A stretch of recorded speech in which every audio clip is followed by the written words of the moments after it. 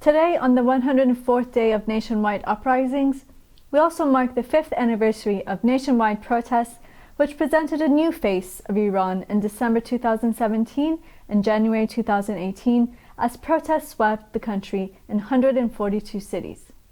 In the ongoing current uprisings, memorial ceremonies held for those killed by the suppressive forces has turned into a cornerstone of the uprisings.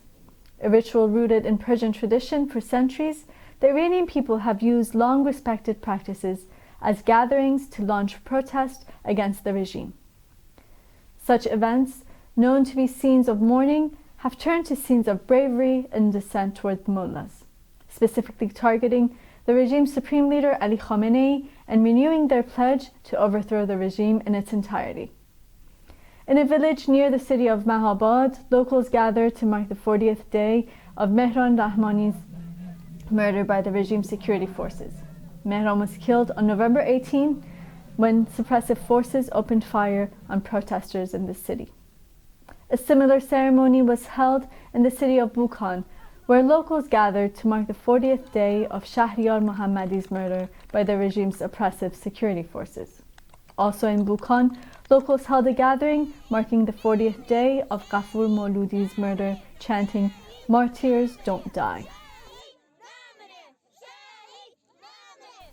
On Wednesday, in the city of Bahmani, in Kokiluye and Boyar Ahmad province in southwest Iran, local investors took to the streets demanding answers from the Puyesh investing company regarding their lost and stolen savings.